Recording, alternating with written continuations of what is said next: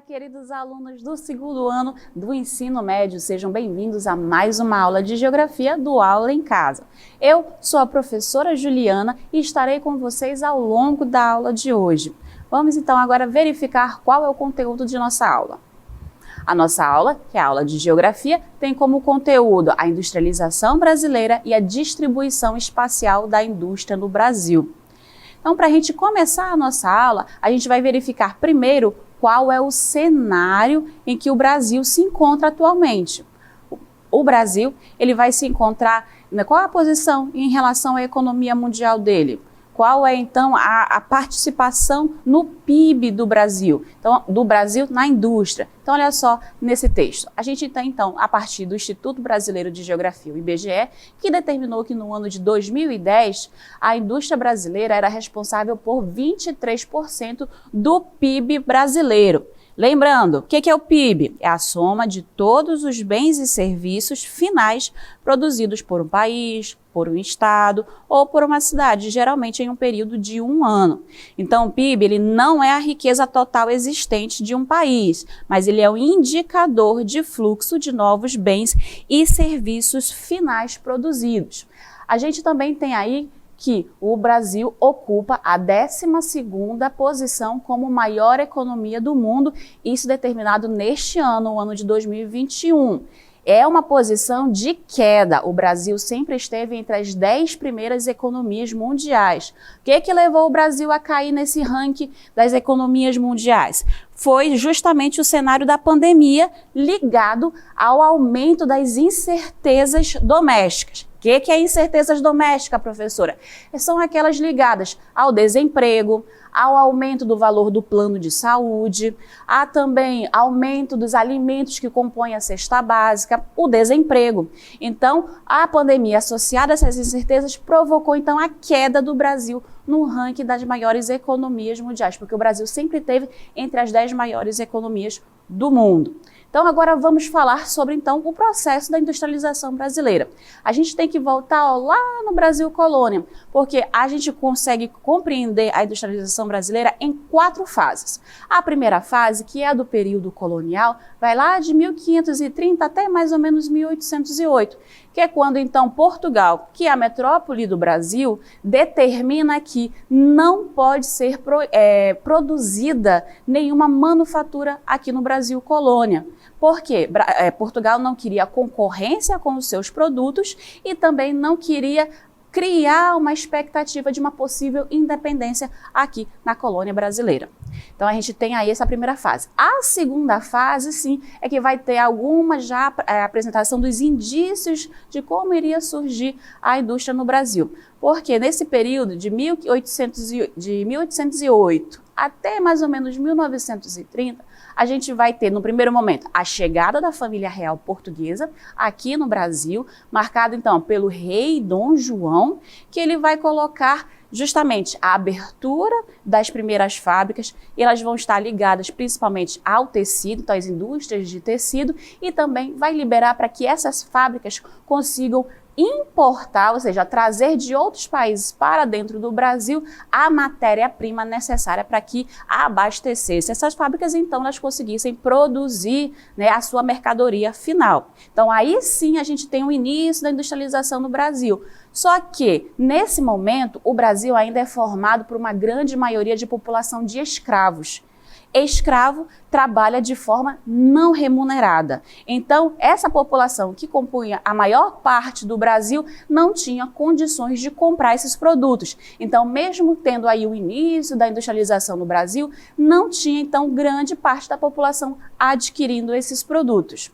Certo? E aí vai continuando, a gente chega mais ou menos em 1844, quando então o ministro Alves Branco cria a medida, a tarifa, a lei Alves Branco. O que ela vai determinar? Que todo produto importado, quando chegasse no Brasil, ia sofrer uma taxa de imposto. Se esse produto fosse fabricado no Brasil, o produto ele tinha 2 vezes um valor de imposto. Então, olha só, o maior parceiro comercial desse período do Brasil era a Inglaterra. Então, o Brasil importou algum produto da Inglaterra e aqui no Brasil não tinha esse produto, então eu tinha um imposto X. Mas se eu importei um produto que já era fabricado aqui no Brasil, aí o imposto desse produto era 2 vezes maior.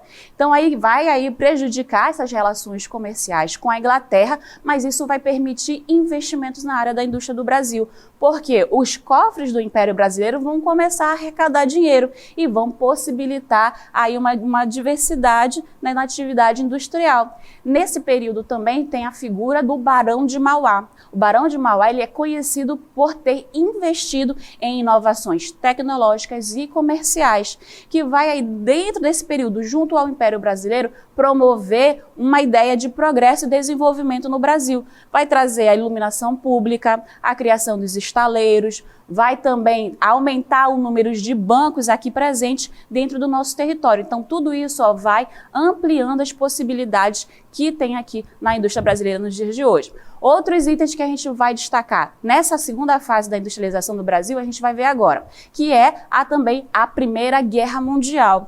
Durante o período da Primeira Guerra Mundial, os países da Europa eles vão estar em guerra. Então, vai ser inviável importar esses produtos manufaturados, tanto da Europa quanto dos Estados Unidos. Então, muitos artigos eles vão passar para a fabricação local. E também, durante esse período, a gente vai ter a instalação de tecelagens, montadoras de automóveis, fábricas de calçados, alimentos, produtos de higiene e de limpeza também no nosso país. O que a gente destaca aí é que nesse período não havia uma regulamentação da jornada de trabalho. Então, os operários da fábrica, eles eram colocados em intensas horas de trabalho. Então, trabalhavam durante 14 horas por dia, ao longo de 6 dias da semana e com salários muito baixos.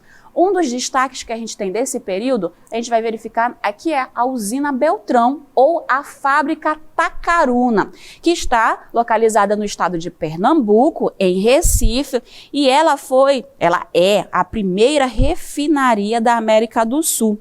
O que é importante destacar dessa construção da usina é justamente como ela foi construída, porque nela já foram utilizados concreto armado, foi utilizado também pensando na instalação elétrica e também no sistema de água canalizado para o funcionamento, né, a operação das máquinas. Então, olha só, aos poucos o Brasil foi utilizando também a indústria no próprio crescimento nacional. O que a gente vai colocar agora é que o Brasil ele vai passar pelo período em que a principal economia dele era o café. Então, toda a economia do Brasil girava em torno da produção, da exportação do café. O que vai acontecer é que a grande parte da elite brasileira, o poder do governo e as riquezas vão estar ligados ao café. Então, a gente vai ter tudo pensado em como produzir mais, em como escoar essa produção cada vez mais e como exportar mais esse produto. Tudo era pensado só naquele produto. O que vai acontecer? Vai acontecer a crise de 1929. Olha só, a crise econômica mundial ela vai pegar o mundo inteiro, mas vai começar a partir da quebra da Bolsa de Valores de Nova York, ela vai apresentar um grande problema. Por quê? O Brasil, ele era responsável por cerca de 70% de todo o café exportado no mundo vinha do Brasil. O principal parceiro, o principal comprador do nosso café era os Estados Unidos. Os Estados Unidos entrou em crise. O que vai acontecer? O nosso café ele vai ficar estagnado, não vai ter mais quem compre, o que vai gerar muito prejuízo para os nossos cafeicultores.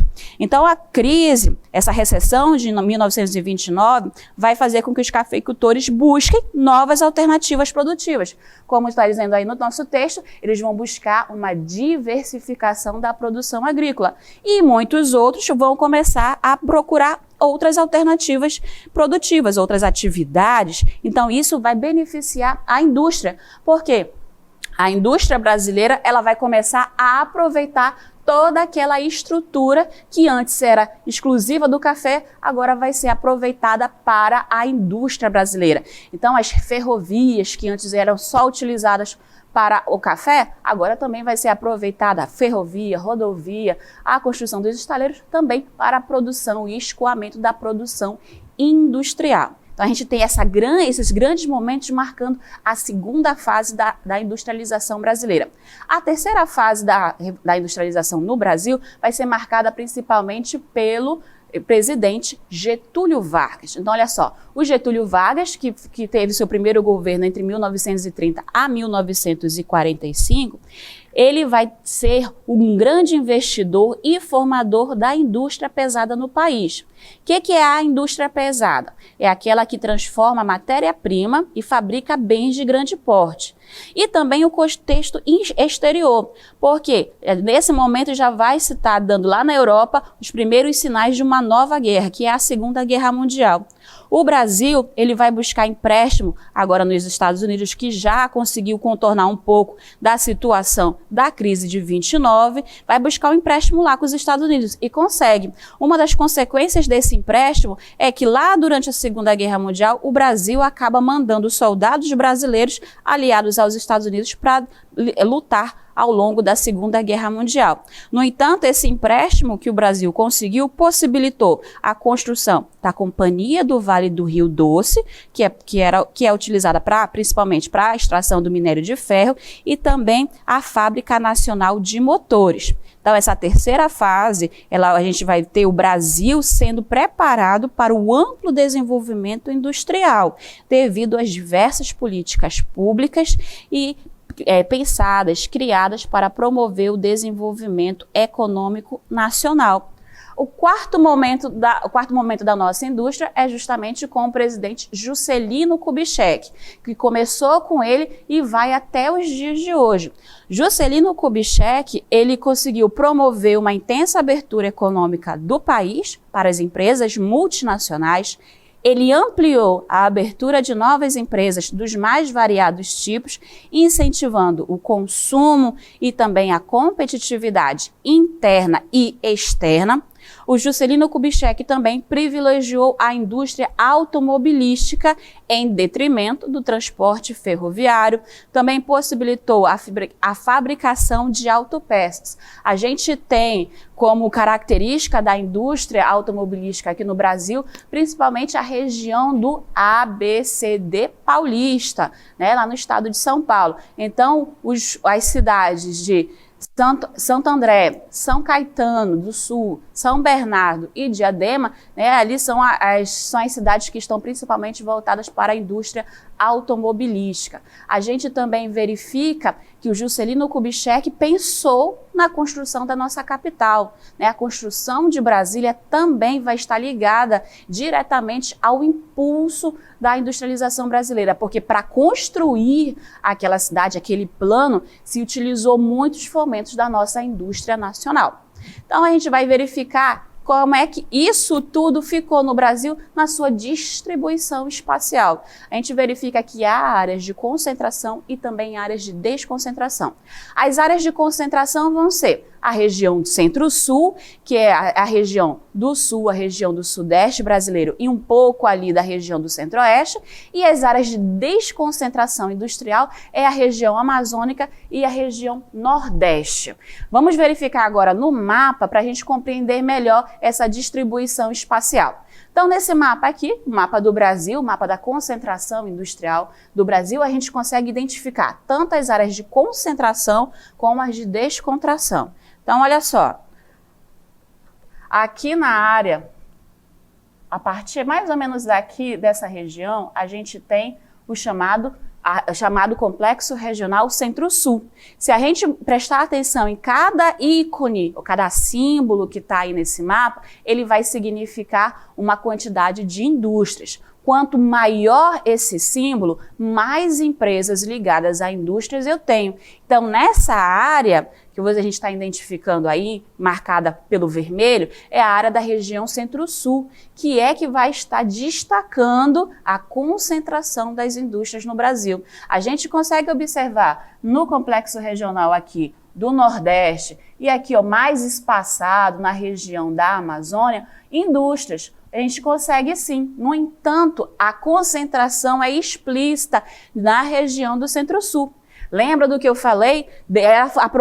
A indústria aproveitou toda aquela área, daquela estrutura que já existia para o café. ela foi então aproveitada também para o desenvolvimento industrial, o que justifica a maior parte das indústrias, das fábricas estarem ainda presentes na região Centro-Sul, principalmente nos estados de São Paulo, uma parte de Minas Gerais, no estado também do Paraná. Então a gente tem essa concentração, sim, de empresas até os dias de hoje na região do Centro-Sul. A gente teve ao longo dos anos políticas federais e também políticas estaduais que vão possibilitar, ou seja, incentivar a ida de indústrias para os outros estados. Por isso que a gente tem aqui no nosso estado, o estado do Amazonas, a gente tem a Zona Franca de Manaus e o Polo Industrial de Manaus. Em outros estados também da região norte, e também houve um plano específico também para o desenvolvimento do Nordeste que levou muitas indústrias a estarem lá presentes. Atualmente, o cenário do Brasil ele vai enfrentar um grande desafio, que é não depender nem de capital e nem de tecnologia estrangeira. O Brasil ele tem que começar a se preparar para ser autônomo na indústria, porque ele sendo autônomo, ele consegue, colocar o seu poder industrial para competir com os outros países que também estão nesse cenário. Então, o Brasil precisa começar a evitar o desperdício, precisa diminuir os custos de produção para que ele consiga estar ali competindo, um ao lado do outro com os países que também produzem produtos industrializados. Finalizamos então aqui a nossa parte do conteúdo e vamos começar o nosso praticando.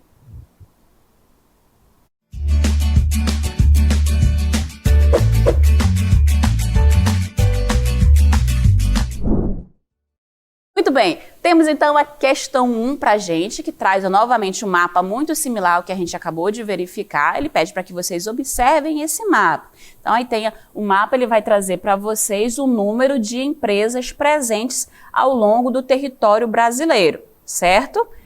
Na questão, então, ele vai dizer, temos a representação do espaço geográfico industrial brasileiro. Identifique o que se pode perceber com a leitura do mapa. Então, aquele mapa possibilita alguma informação. Qual é a informação? É que vocês vão indicar nas alternativas. Então, tem a alternativa A, B e também as alternativas C, D e E. Já a questão 2 é uma questão discursiva, então é para vocês colocarem a opinião de vocês. Explique como ocorreu o histórico da industrialização brasileira. Fica para vocês aí um tempinho para que vocês consigam produzir as respostas e daqui a pouco a gente retorna com a correção da atividade.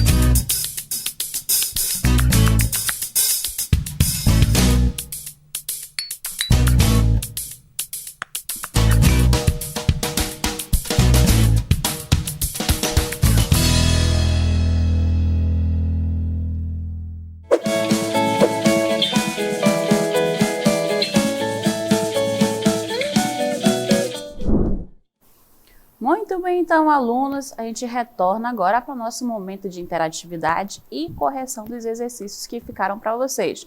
Eu dei uma olhadinha no chat, tem a aluna que deu bom dia, e aí também temos a aluna Maria, que conseguiu colocar a resposta da questão 1, que para ela a alternativa correta é a alternativa C. Então, obrigada aí às alunas que estão aí presentes na nossa aula e participando também ativamente da nossa aula.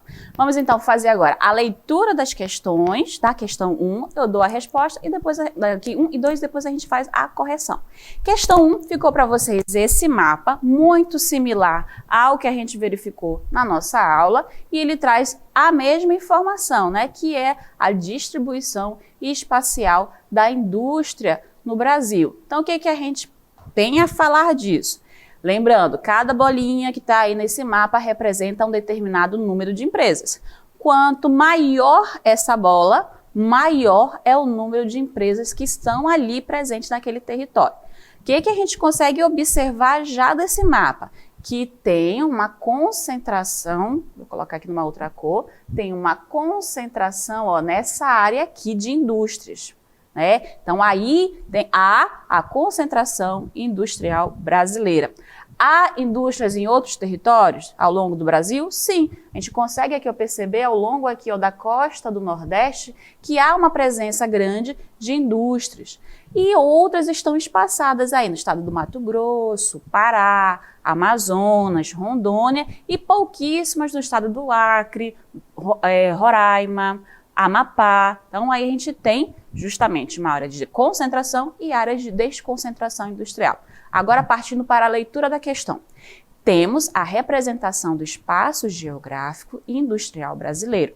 Identifique o que se pode perceber com a leitura do mapa. Letra A, a dinâmica homogênea, ou seja, é tudo igual, a distribuição da industrialização brasileira. A gente já verificou que não, né? Que existem áreas de concentração e de desconcentração. A letra B, O peso que a Zona Franca de Manaus possui graças ao fato de ela sozinha ser equivalente a toda a produção industrial do centro-sul do país. Mesmo que a nossa Zona Franca de Manaus tenha um razoável número de indústrias nessa região, ela não é igual, ela não se equivale à quantidade da produção industrial feita na região do Centro-Sul, tá? Nossa Zona Franca produz mercadorias para vender para o Brasil e para o mundo, sim, mas não na mesma quantidade, o mesmo fluxo que essa região do Centro-Sul produz, tá? Letra C. A herança histórica da concentração industrial ocorrida na região do sudeste do país. Aí a gente tem uma verdade aí. Vamos verificar então os erros da D e a letra E. O elevado processo de devastação de áreas naturais para a construção das zonas industriais. Aí a gente tem aí um falar mais ambiental, que a gente tem sim, acontece que em algumas áreas acontece a retirada da camada vegetal original para a construção de áreas industriais. No entanto, existem projetos que estão ali dizendo que cada indústria tem que promover de alguma forma a proteção ambiental daquela área. Então aí não tá correto, né? Tem algumas palavrinhas aí que transformam a afirmação em uma errada, certo? E a letra E diz que o Rio Grande do Sul é a unidade federativa mais industrializada do país. A gente verifica aqui não, que a unidade com mais concentração é o estado de São Paulo. Então a resposta, como a gente já verificou, é a letra C, porque realmente a herança histórica, devido a todo aquele legado deixado pela atividade do café no Brasil, ela foi reaproveitada pela indústria. Por isso, ocorre então na região sudeste do país, São Paulo, Minas Gerais, que vão estar uma maior concentração industrial brasileira. Questão 2, ela traz para a gente um comentário maior sobre como ocorreu todo esse processo de industrialização. A gente viu que é realmente algo longo. Então, em palavras resumidas, a gente já vai direto para a resposta para que a gente não perca muito tempo. Então, o histórico da industrialização brasileira é conhecido como tardio. Por que ele é tardio? Porque ele só ocorreu 200 anos depois da Revolução Industrial iniciada lá na Europa. Então ele é tardio ou ainda chamado de retardatário, porque ele aconteceu depois do que se iniciou esse processo de industrialização mundial.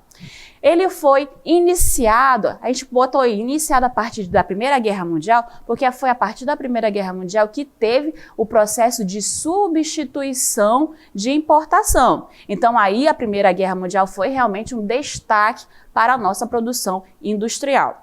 As primeiras fábricas foram as de bens de consumo não duráveis, que são aquelas como vestuário e alimentação.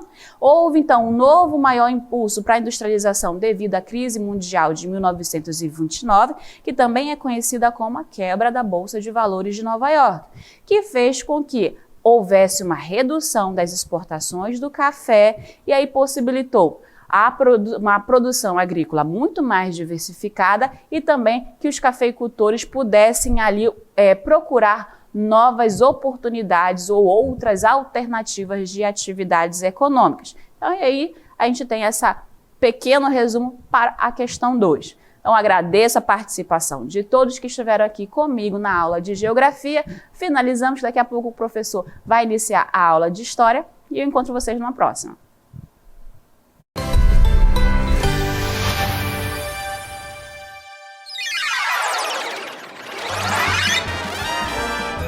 A sua aula continua no próximo vídeo.